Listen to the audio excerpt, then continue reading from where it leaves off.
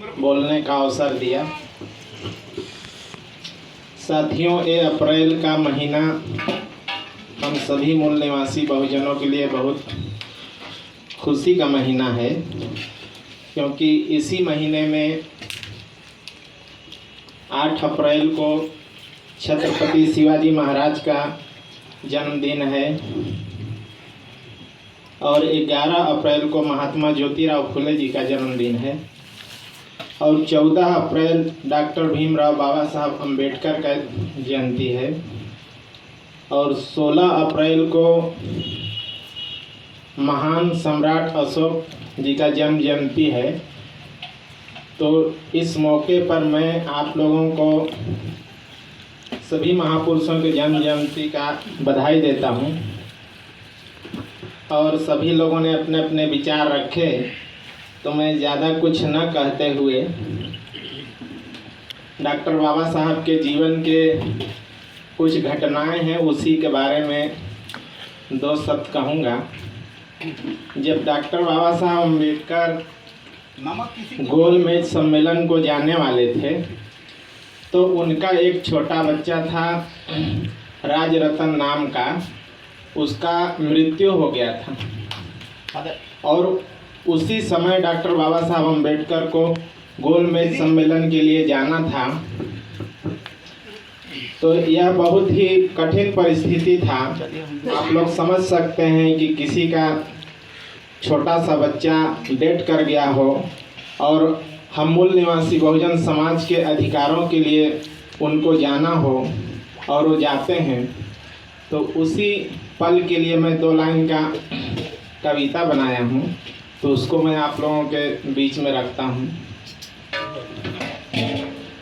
राज रतन की लाश पड़ी है, गोल मेज को जाना है। राज रतन की लाश पड़ी है और गोल मेज को जाना है। अपने बच्चों की कुर्बानी दे, करोड़ों बच्चों को बचाना है। राज रतन की लाश पड़ी है और गोल मेज को जाना है। राज रतन की लाश पड़ी है, गोल मेज को जाना है। अपने बच्चों की कुर्बानी दे, करोड़ों बच्चों को बचाना है। राज रतन की लाश पड़ी है, गोल मेज को जाना है।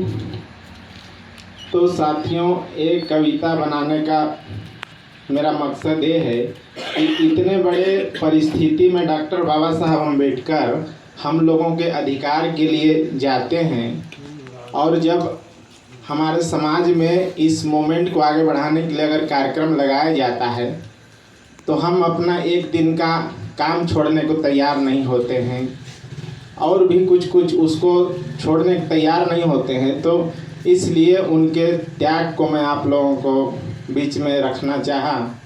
और साथियों, मैं ओबीसी समाज से आता हूँ, हमको भी एहसास नहीं था, मगर एससी एसटी के साथियों ने मुझे अपने इतिहास का एहसास कराया। इससे मुझे लगा कि अब तक ब्राह्मण लोग हम लोगों के घर में आकर हमको एससी एसटी को ही दुश्मन बताया करते थे और मुस्लिम लोगों को।